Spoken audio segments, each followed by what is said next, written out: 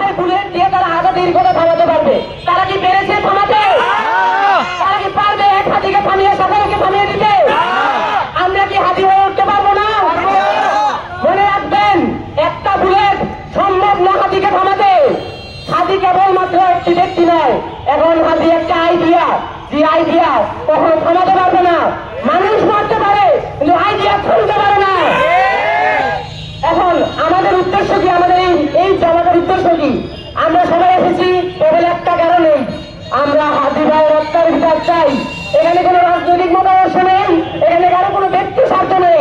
এই ঠান্ডায় ছোট বাচ্চা থেকে শুরু করে আমাদের আপুরাস থেকে শুরু করে আমরা এখানে কোনো নিঃস্বার্থে আসিনি, এসেছি দেশের স্বার্থে, এসেছি আমাদের হাতি ভাইয়ের স্বার্থে।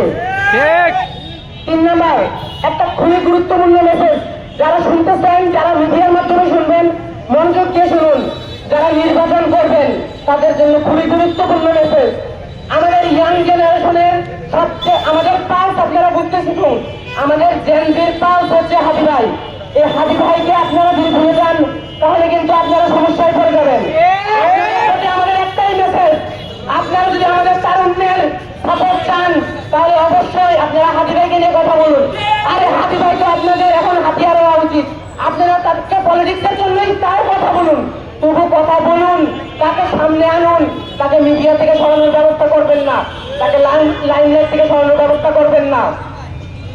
এখন আমাদের যে খুনি, আমাদের হাতি ভাইয়ের যে খুনি, তিনি আছেন কোথায়? আমরা কি জানি কোথায় আছে? ভারত থেকে কি তাকে ফিরে আনা যাবে? এখন কথা হচ্ছে, আপনারা বলতে পারেন যে ভারত তো আমাদের দিবে না, হতেই পারে, আপনারা চিন্তা করতেই পারেন, কিন্তু আমরা কি রাষ্ট্র না? আমরা কি একটা ব্যক্তি? ইন্ডিয়ান সরকার কি পারে না যে একটা করে মামলা করে দিতে? ইন্ডিয়াও তো একটা রাষ্ট্র নাকি? ইন্টারন্যাশনাল ল বলে তো একটা কথা আছে। আমাদের দেশের প্রত্যেকটা টেরোরিস্ট এক একটা আগাম কুকাম করবে আর ওই দেশে চলে যাবে, এটা মানা যায়? আমাদের দেশে যতবারই একটা কিছু সমস্যা হয় তারা কোনো একটা সুরঙ্গ দিয়ে ঢুকে যায়। আর মামার বাড়ি রাখতেন নাকি? এটা যে কোনো ধরনের সমস্যা হলে দেখা গেছে যে ইন্ডিয়া পার হয়ে গেছে, শেখ হাসিনা বসে আছে, ইন্ডিয়াতে ফেরত দেয় না। আমাদের হাতি ভাইকে মেরে ইন্ডিয়াতে বসে আছে, এটাকে বেঁচে নেওয়া যায়? এখন একটা সাধারণ মেসেজ হচ্ছে, ইন্ডিয়ার সাথে পররাষ্ট্রনীতি এই ব্যবহার করে আমাদের এই খুনিকে বিরোধ নিয়ে আসতে হবে। আর যদি ইন্ডিয়া বিরোধ না দেয় আমরা কি মামলা করতে পারি না? আমাদের রাষ্ট্র কি মামলা করে কেউ রাখে না? করে না কেন? কারা কলকাঠি নাড়তেছে, এই মামলাটা করতেছে না কেন? এখন দেশের বাইরে বাদ দিলাম, নিজের দেশের মধ্যে যারা সমস্যা করতেছে, আমরা কি জানি না কারা সমস্যা করতেছে? আমরা কি লিখতে চিনি না? আমরা কি নিষিদ্ধ দল আওয়ামী লীগকে চিনি না? তারা যে দেশে বিদেশি ফান্ডিং এ বসে বসে এনে রস করা করতেছে, এনে দেশের রক্ত হয়েছে, আমরা কি দেখতেছি না?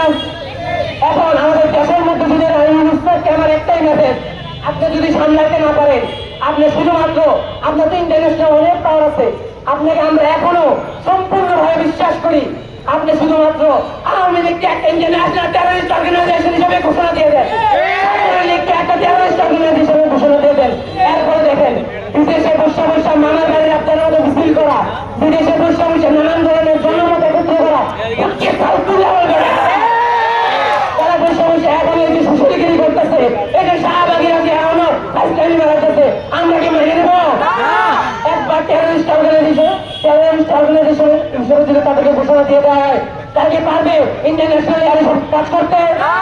আমাদের মাথায় যদি এটা আসে, ইন্ডিয়ানের মাথায় আসে না কেন?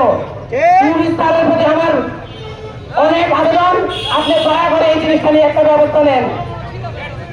এখন কথা হচ্ছে, আমরা রক্ত দিলাম, রক্ত দিয়েই যাচ্ছি, তাই তো নাকি রক্ত দেওয়াকে আমাদের বন্ধ হয়েছে? রক্ত দেওয়া কিন্তু আমাদের বন্ধ হয়ে নাই। তাহলে এখন কি আমরা শুধু রক্ত দিতেই প্রস্তুত থাকবো? রক্ত নিতে প্রস্তুত থাকবো, তাই না?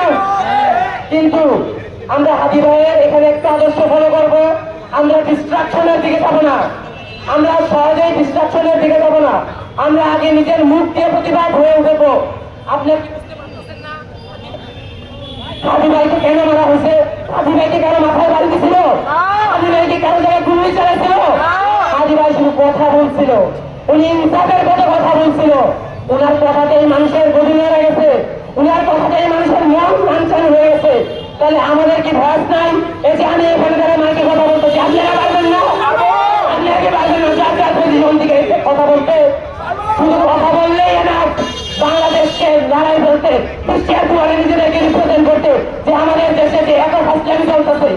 এখন আমরা এই কথা বলতে গিয়ে বিভিন্ন অনেক কুচকের আমরা আওতায় করতে পারি। তাই আমরা চেষ্টা করব নিজের ভয়েসকে তুলে দেওয়ার জন্য সুন্দরভাবে, আর নিজেকে ইন্টেলেকচুয়াল ভাবে তুলে ধরুন। আদি ভাই আমাদের বাজার করে গেছে, আমি আপনার জান চাই না, আমি চাই কি আপনি নিজের ফিল্ডে নিজে এতটা ইমপ্রুভ হন যে আপনি একটা পত্রিকা বানান, পুরো বাংলাদেশের মধ্যে যে 1 নম্বর পত্রিকা, যেটা আমাদের দেশে যদি আপনি ফটোগ্রাফার হন, আপনাকে যদি পুরো বাংলাদেশ ফলো করে, আপনি একটা ভিডিওগ্রাফার হন, আপনি বাংলাদেশ ফলো করে, আপনি এমন একটা সাংবাদিক হন, এই হলুদ সাংবাদিকতা চলবে না, এই হলুদ সাংবাদিকতা চলবে না।